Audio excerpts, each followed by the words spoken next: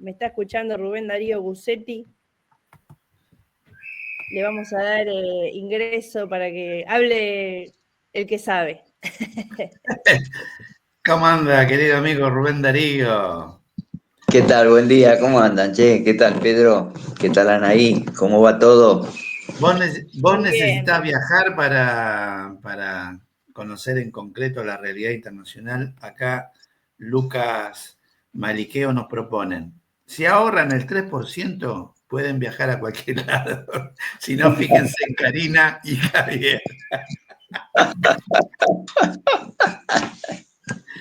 Están buscando bastante platita con el 3% nada más, ¿eh? ¿Qué tal, eh? Ay, qué paisito, qué paisito. Y bueno, ¿qué va a hacer? ¿Por dónde querés arrancar?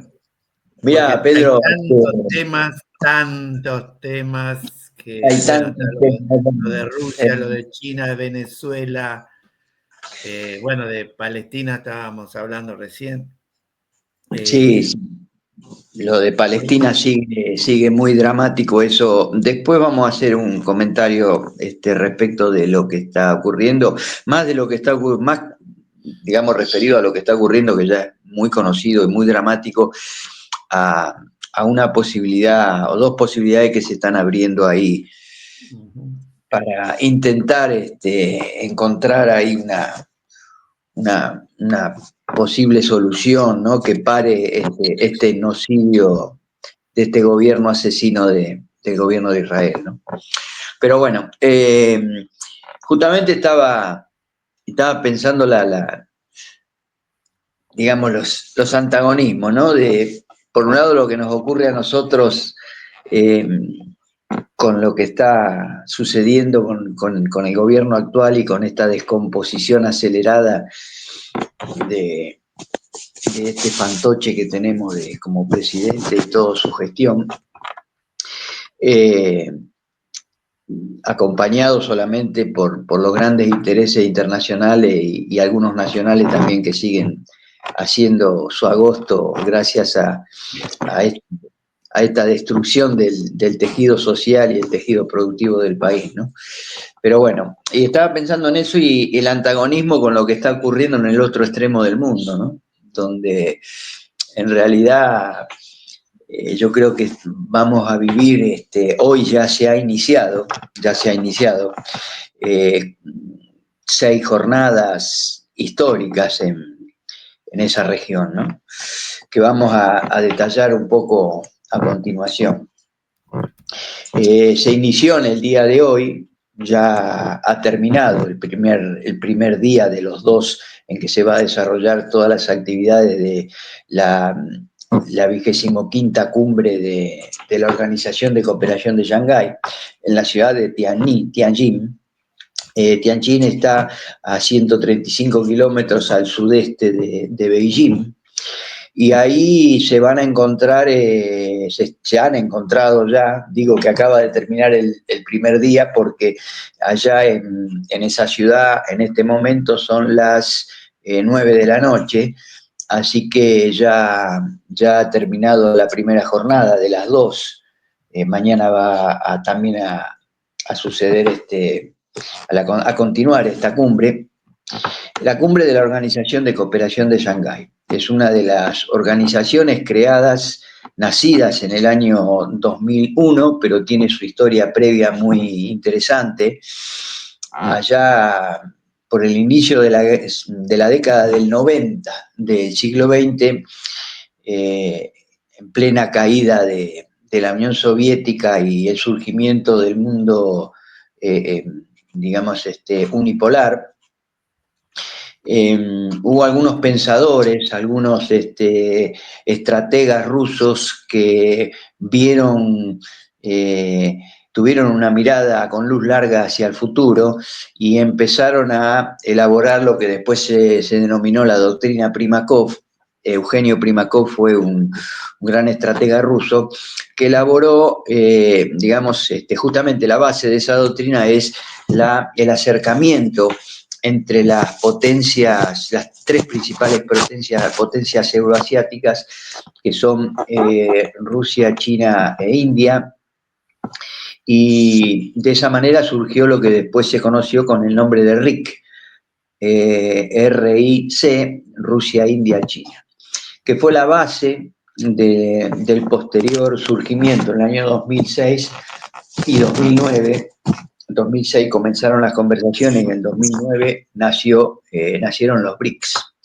Pero también eso fue la base de lo que en 1995 surgió entre Rusia, China, Kazajistán, Kirguistán y Tayikistán, lo que se denominó los 5 de Shanghái, que es el germen de lo que años después, en el año 2001, se convirtió en la Organización de Cooperación de Shanghái, que nació con la intención de poder brindar alguna estrategia de seguridad y de defensa en una región asiática donde comenzaba a ser vulnerada y muy preocupante los ataques de terrorismo, más tarde de ciberterrorismo, de seguridad, de extremismo, ¿no?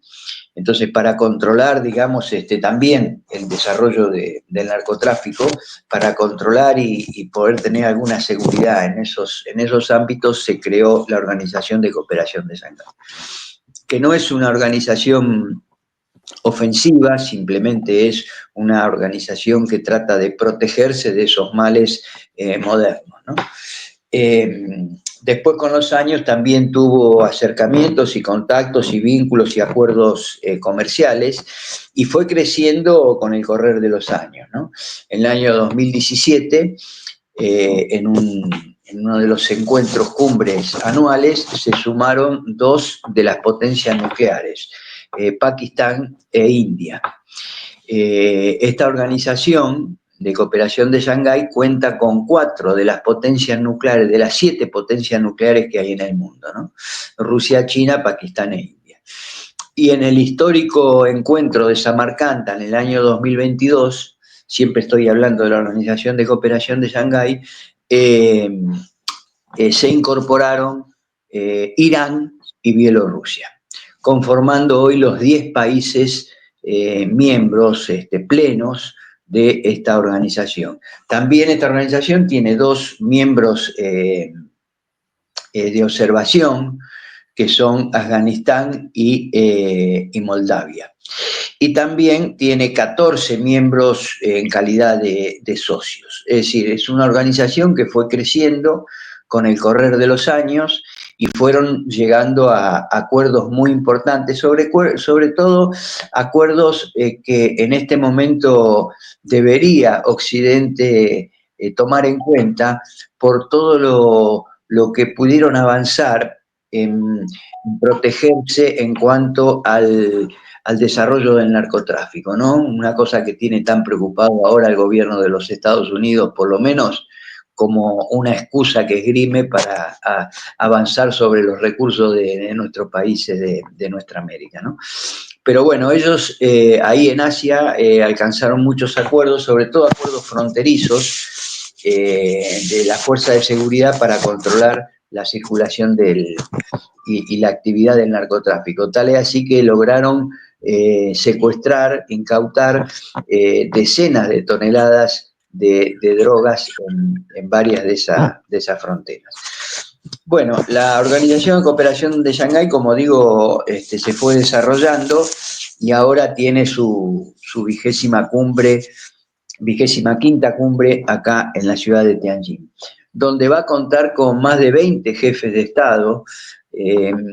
Después de 7 años, por ejemplo, Narendra Modi, el primer ministro de India, va a visitar China en un acercamiento histórico. Yo creo que esto es fundamental, va a cambiar el escenario geoestratégico mundial, porque, bueno, una de las palancas que utilizaba el imperio anglosajón es la división de China e India, que, como sabemos, tienen dificultades y tienen controversias fronterizas ahí en el Himalaya, pero bueno, un poco por la diplomacia de tanto de China como de India se fueron acercando en los últimos tiempos, y también no hay que dejar de reconocer que Donald Trump ha hecho un buen servicio a esta causa, aplicando aranceles desmedidos contra India, pensando de que India es un país subalterno, es un país periférico. Bueno, se equivocó completamente. India respondió que esos aranceles no los va a tener en cuenta. La excusa que puso el gobierno de Estados Unidos era que India estaba comprando petróleo ruso y que lo estaba revendiendo, entonces por eso le aplicó el 50% de aranceles. Pero bueno, la respuesta de la Cancillería india fue que no solo va a seguir comprando y operando el petróleo ruso, sino que lo va a hacer también, como lo viene ya gestionando, con monedas propias, monedas indias y el rublo ruso. Así que, bueno, también se comenta en estos días que Donald Trump ha intentado varias veces hablar por teléfono con Narendra Modi, y Narendra Modi no lo atendió. Bueno, la cuestión es que Modi está en este momento en China, fue recibido por Xi Jinping, un Xi Jinping que tiene en estos días mucha actividad, porque se ha reunido con muchos jefes de Estado, sobre todo con jefes de Estado de la región y por supuesto jefes de Estado que están de visita en China, ¿no? Con motivo de esta cumbre. Es una cumbre que va a dejar mucha tela para cortar, porque seguramente van a estar en debate cómo seguir, cómo avanzar más rápidamente para tener una presencia mayor de los países asiáticos en el nuevo contexto internacional, y cómo poder avanzar más rápidamente hacia un mundo policéntrico, multipolar, ¿no? Así que es una cumbre que se espera mucho. Seguramente mañana, que es el último día, va a haber un documento final donde nos vamos a enterar de muchas de las cuestiones, ¿no? Pero me parece que una de las cosas más importantes a resaltar es esta reunión y esta visita de Narendra Modi a China. No hay que olvidarse que en la Organización de Cooperación de Shanghái participan 3 de las 4 economías más poderosas del mundo, medida por paridad de poder de compra, ¿no? Me estoy refiriendo ahí a China, que es la primera, a India, que es la tercera, y a Rusia, que es la cuarta. Así que, bueno, estamos hablando de un encuentro, cumbre de primerísimo nivel. Bueno, el segundo acontecimiento, que va también a dejar muchos elementos para considerar de todo lo que está ocurriendo en el mundo, incluido el conflicto en Ucrania, va a ser esta visita histórica de Putin a China. Es la primera vez que Putin va a pasar 4 días consecutivos en China. Es un dato muy fuerte. Cargada. Muy fuerte, la realidad.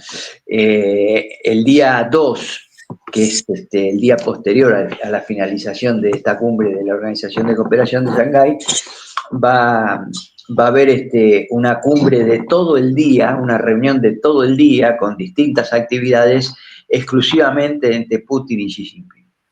Una reunión que fue muy preparada. Ahí estuvo Volodín, que es el presidente de la Duma rusa, la semana pasada, con una comitiva muy importante, preparando toda esta agenda de este día, que va a ser muy intenso, en las cuales van a tener conversaciones muy profundas y seguramente afianzarán este encuentro. Ayer Putin al llegar a Beijing,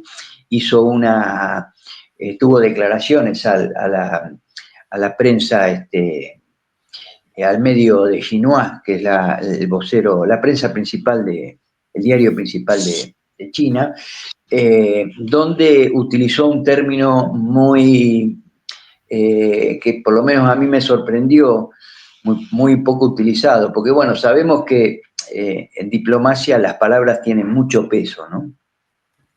Y hasta ahora se venía hablando de cooperación, de acercamiento, de actividades en conjunto, bueno, una cantidad de palabras que iban significando el acercamiento y la cooperación estrategia, el acuerdo estratégico entre China y Rusia, pero nunca se había utilizado la palabra alianza, porque la palabra alianza tiene un significado mucho más abarcativo, mucho más profundo, mucho más, de mucha mayor responsabilidad, ¿no? Entonces, y Putin utilizó en esa entrevista la palabra alianza, cosa que no es, ya digo, no es frecuente, ¿no? Porque, bueno, indica otro grado de interrelación entre los países que están involucrados, ¿no? Así que, bueno, fue muy importante, se espera que también surjan algunas decisiones que sean de gran peso a nivel internacional en esta cumbre. Y el día 3 va a ser el gran acontecimiento que va a ocurrir de China hacia el mundo, que es la conmemoración del 80 aniversario del fin de la Segunda Guerra Mundial en el Pacífico, donde va a haber una reivindicación internacional de todo el mundo del rol que jugó el pueblo chino, el gobierno chino, el aporte que hizo el pueblo chino en la Segunda Guerra Mundial, donde se calcula que hubo alrededor de 32, 33 millones de muertos provocados por la invasión japonesa que ocurrió a partir de 1931 y se prolongó hasta 1945. Así que es una reivindicación muy fuerte de China en la Segunda Guerra Mundial, cosa que hasta ahora en la historia oficial estuvo absolutamente oculto. Y también va a ser una presentación en sociedad de China en el ámbito y en el aspecto militar. Va a haber un gran desfile militar en la Plaza Tiananmen, donde seguramente, como dice un amigo mío, China va a mostrar la ferretería, ¿no? Tiene con qué. Así que va a ser un gran acontecimiento donde van a estar presentes muchísimos jefes de Estado y ya digo, va a ser un reconocimiento internacional del rol de China. Por ahí, Rubén, decirle que, porque muchas veces es como contradictorio, ¿no? Que se invierta tanto en armas, pero si no fuera así, ya Estados Unidos se hubiese encargado de apropiarse de todos los países del mundo, ¿no?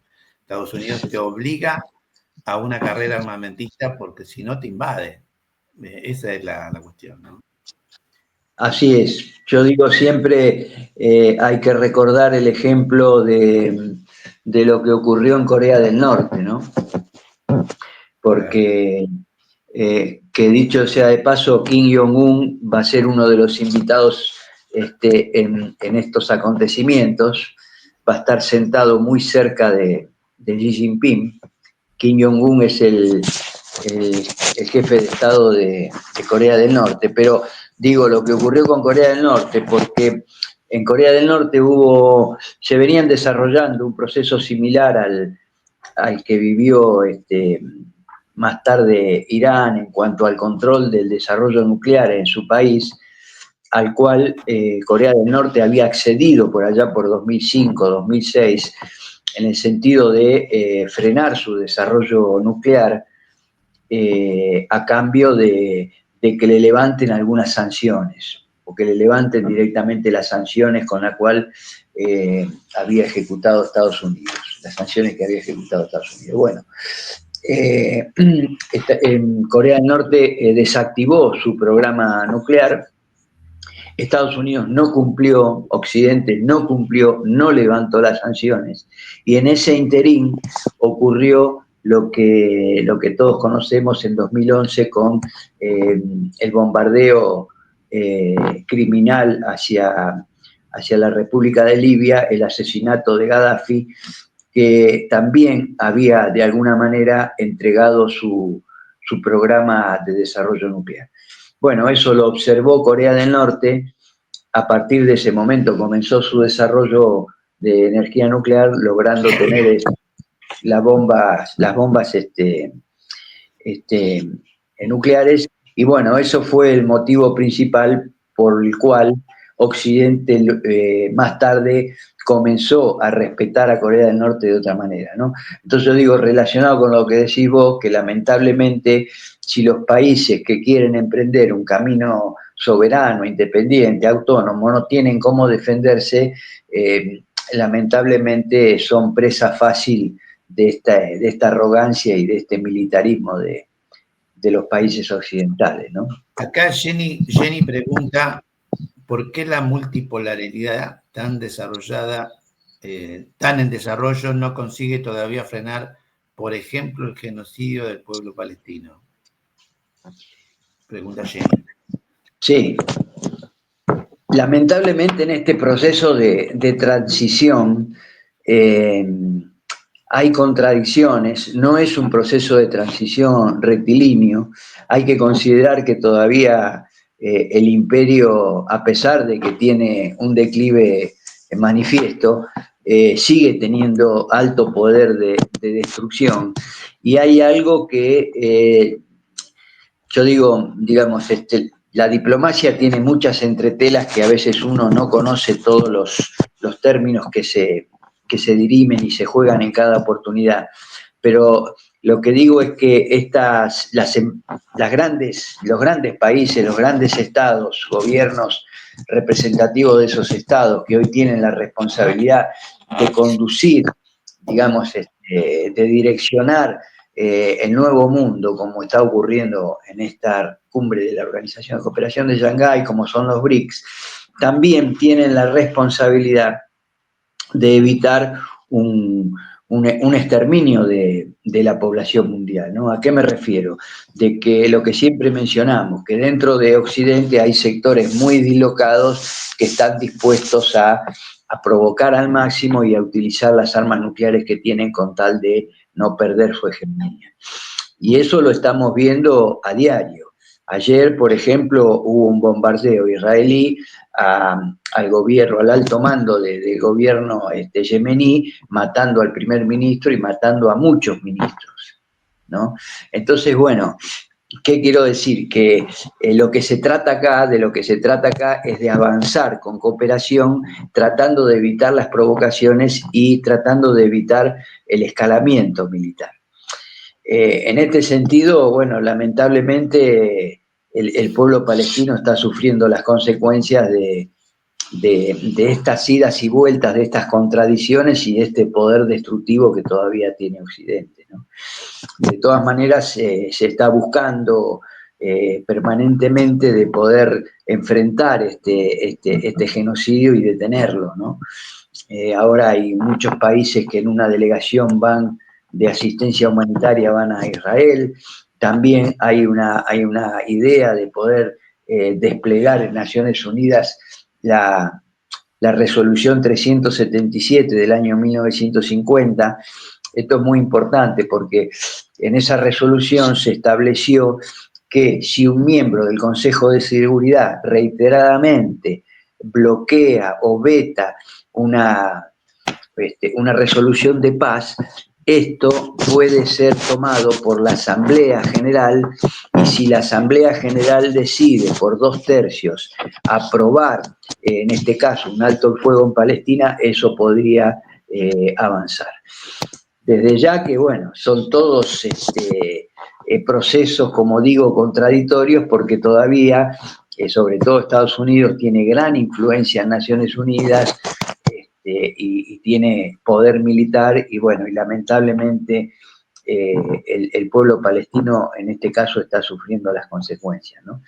Pero también hay que decir que avanza el repudio internacional y la derrota política de Israel, ¿no? Porque esto es interesante, porque se le está derrumbando en todos los lugares, en todos los rincones del mundo, ese discurso que ellos tenían de ser los damnificados del Holocausto, que en realidad existió y es así, pero ese discurso como que permanentemente eran los más castigados del mundo, que merecían contemplación, etcétera, etcétera, bueno, ese discurso se les está derrumbando porque realmente ellos están haciendo algo peor de lo que le hicieron a ellos en la Segunda Guerra Mundial, ¿no? Así que bueno, acá lo que se trata es de seguir sumando fuerzas. Ayer hubo una manifestación importante en Buenos Aires también, como en distintas ciudades del mundo, a favor de Palestina, en contra del genocidio, y bueno, la presión internacional va creciendo, el debilitamiento del imperio va creciendo, fuerzas internas dentro de Estados Unidos que rechazan el apoyo del gobierno de Estados Unidos al genocidio también van creciendo, y se espera que en algún momento esto se pueda detener, ¿no? Así que, y después, bueno, como decía yo antes, si bien estas cumbres de los BRICS, de la Organización de Cooperación de Shanghái, todo el desarrollo, el despliegue diplomático que se va haciendo, son un aporte hacia la multipolaridad, la cooperación, etcétera, etcétera, no dejan de tener puntos contradictorios. Es decir, si bien es una gran noticia que Modi hoy esté después de 7 años en China, eso no significa que de un día para otro o por una visita se vayan a eliminar todos los puntos de confrontación o de disputa o de alejamiento que tienen, ¿no? Entonces, bueno, es todo un proceso con sus avances y sus retrocesos. No todos los países que forman parte de la OSS ni de los BRICS tienen gobiernos del mismo corte ideológico, hay diferencias, hay puntos que tienen que trabajar mucho para ponerse de acuerdo. Bueno, no es una cosa digamos, si bien el proceso es unidireccional, eso no significa que no tenga avances y retrocesos, ¿no? Inclusive, bueno, países que todavía siguen siendo muy presionados por Estados Unidos, el caso nuestro, en nuestra región de Brasil, por ejemplo, es una situación muy compleja, ¿no? La que tiene el presidente Lula, ¿no? Quiero decir de que no son avances rectilíneos, no es que todos piensen iguales y que todos pueden tomar decisiones y de un día para otro poner las condiciones. Es un proceso que va creciendo, que va acumulando fuerzas, y todos estos hechos que van ocurriendo van marcando un cambio en la correlación de fuerza internacional a favor de los sectores pacifistas, de los sectores que buscan otro tipo de sociedad global más vivible, ¿no?, que la que tenemos hoy. Y el último encuentro que yo quería mencionar es lo que va a ocurrir entre el día 3 y el 6 de septiembre, también en estos días, la semana que viene, en la ciudad de Vladivostok. Se va a reunir el 10º Foro Económico Oriental, que es un foro de negociaciones, de acuerdos económicos, donde va a haber más de 6.000 empresarios de todo el mundo, ya hay más de 3.000 periodistas acreditados. Es un foro que es el segundo en importancia en Rusia después del de San Petersburgo, y bueno, es un foro que también va a arrojar una cantidad de acuerdos comerciales enormes. El año pasado hubo acuerdos comerciales por más de 62.000 millones de dólares, o sea que también es un acontecimiento mundial que nos va indicando el desarrollo que va teniendo toda la región asiática y que se va convirtiendo en el principal polo de cooperación y desarrollo económico mundial, ¿no? También, no lo dije antes, en la Organización de Cooperación de Shanghái, en esta cumbre de Tianjin, va a haber representantes de 10 organizaciones internacionales. Entre ellos va a estar Antonio Guterres, el secretario general de Naciones Unidas, y Cao Jin-ho, que es el secretario general de la ASEAN, de la Asociación de Naciones del Sudeste Asiático. una de las asociaciones más importantes del mundo, es el principal socio comercial regional de China, hoy la ASEAN. Así que bueno, todo eso va cobrando una dimensión enorme y un volumen de desarrollo que va marcando el rumbo del nuevo mundo, ¿no?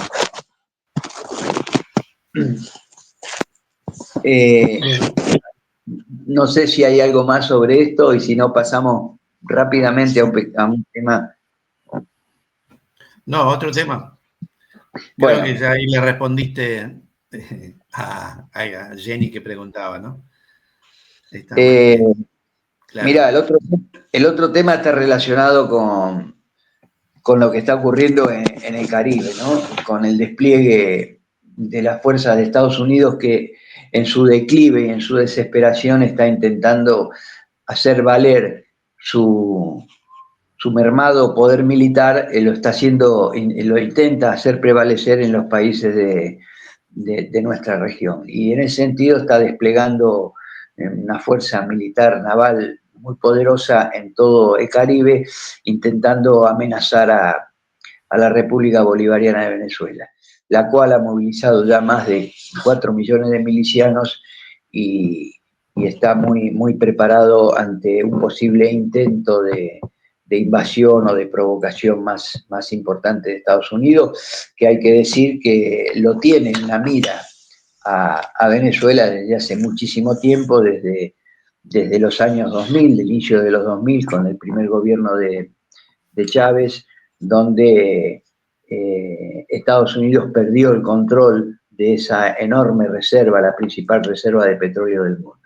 Y en ese sentido es fundamental para las aspiraciones de Estados Unidos poder volver a recuperar esa riqueza petrolera. Pero bueno, el mundo ya es otro, ya hubo declaraciones muy fuertes tanto de Rusia como de China, defendiendo las posiciones y la soberanía de Venezuela. También hubo declaraciones muy importantes de los dos vecinos más poderosos de Venezuela, que son Colombia y Brasil, los cuales sus gobiernos han tenido posiciones muy dignas y rechazando la injerencia de Estados Unidos en la región. Lamentablemente nuestro país encabeza el grupo de países cipayos que están apoyando esta maniobra de Estados Unidos.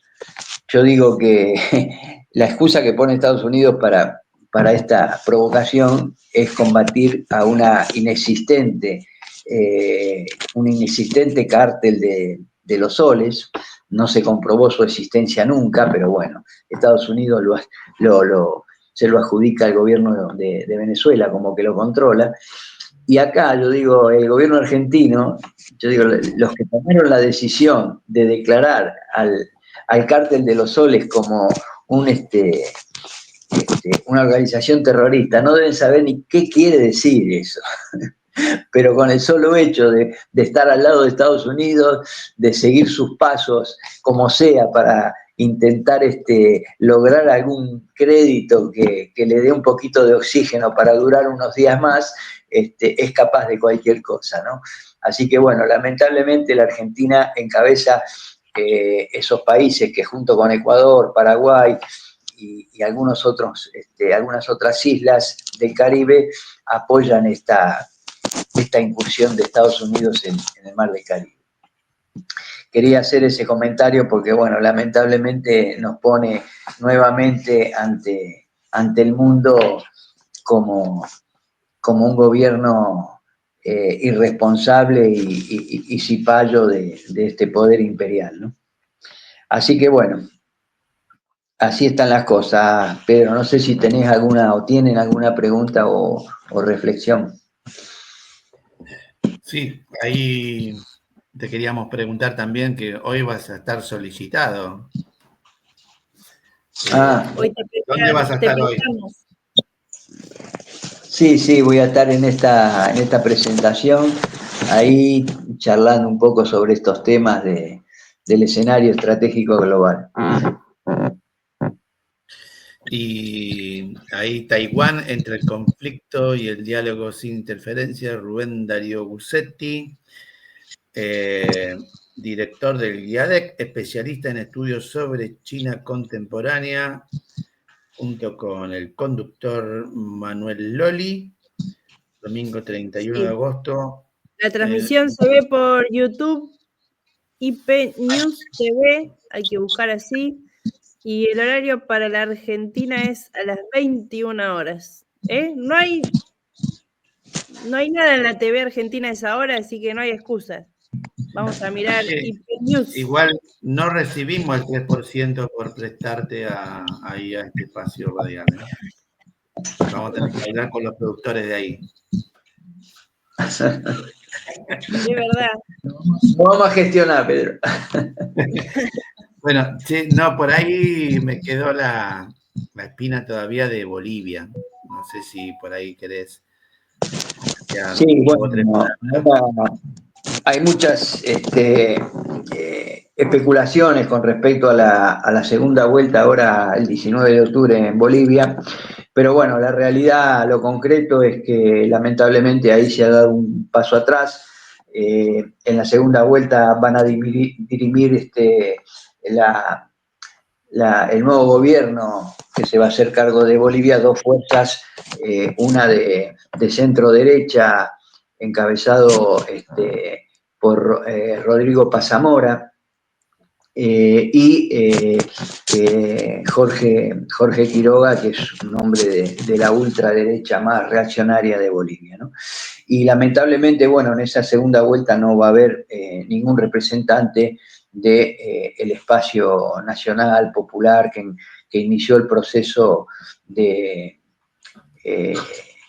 el proceso, digamos, de cambio en Bolivia que encabezó Evo Morales en el año 2006, ¿no?